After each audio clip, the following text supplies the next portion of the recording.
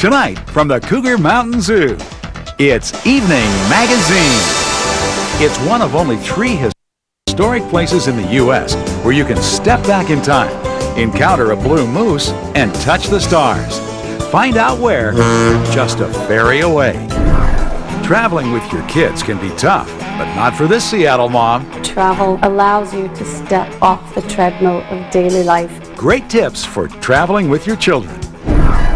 What weird job did Gerard Butler have before steaming up the screen with Katherine Heigl? I've done some crazy stuff. Evening Magazine talks with the stars of the ugly truth in high definition.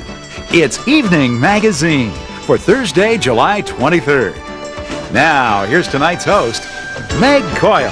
Good evening, everyone. Welcome to the show, coming to you from the Cougar Mountain Zoo. And look at this. This is Taj. He's actually one of the 2 teen tigers that live here, and oh, pretty amazing. He went from 12 pounds to 400 pounds in a little over 2 years. So, yeah, teenager equals 2 years in tiger terms. And we will meet the 2 newest additions here.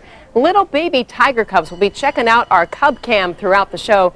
You want to stay tuned for that, and we'll tell you how you can come see them for yourselves. Yep, they just made their public debut. But first, it was called the City of Dreams, and it was expected to be the largest seaport on the West Coast, bigger than Seattle, bigger than San Francisco. But Port Townsend became a city frozen in time. St. Bryant takes us to this beautiful city that's just a ferry away that allows you to go back in time. It's the Victorian seaport where you can not only step back in time, but be exposed to a blue moose and even touch the stars. The place to find all this is on the northeast tip of the Olympic Peninsula in Port Townsend, and it's just a ferry away. 3 different routes get you there. We choose the Bainbridge Ferry, which is followed by a scenic hour's drive north to Port Townsend. Our first stop before heading into the heart of town is Fort Worden, an old Army base built in 1902 to protect the waterways of Puget Sound. We still have all of the historical pieces with the military bunkers, and so they are great labyrinths for people to climb through and experience. Steve Shively invites visitors to not only play like soldiers, but to sleep like one too. On historic Officers Row, a 6-bedroom duplex rents for about $380 a night. Besides being able to stay in the houses for families, you can also see the commanding officers' quarters. Fort Worden State Park is big, more than 400 acres, including 2 miles of shoreline and the Marine Science Center. Here, indoor touch pools let you feel and feed the sea life. Some of the animals are a little gluttonous. The sunflower stars, they would probably eat all day long if we let them. Now they eat these defrosted shrimp. What I do is I just put it in the water near their arms. South of Fort Worden, near the entrance to town, there's a different sort of sea life to experience at Boat Haven. This is where many of the best craftsmen and women in the world build and renovate wooden boats. Wandering through Boat Haven is free, and it is a great place to lunch like the locals. Several popular spots dot the area, including the Blue Moose Cafe, where you'll find truly dedicated employees, and owner Tana Kettle in the kitchen, preparing daily specials, usually one with her name on it. She does, puts them on there, just because some people really like some stuff and they want to know that I made it and it wasn't from somewhere else.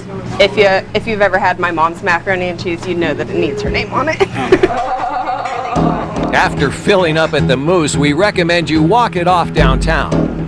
A stroll along Water Street takes you back in time, especially when you meet Lynn Sterling.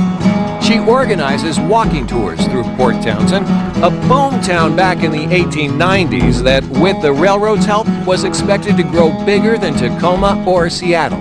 We were flourishing. We had 6 banks. We had 13 real estate offices. And then, bingo, we lost it all.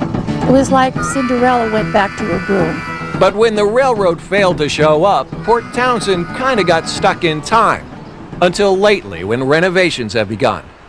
$2 million recently restored City Hall from top to bottom. Upstairs is where the City Council first convened nearly 120 years ago. Officials sit here today. Inside and outside, there's plenty to appreciate in Port Townsend, including its original artwork. Every town has its graffiti, but we have something quite different. We have original advertising. And here behind me you have Bull Durham. Back in the day, this sign upset the ladies in town.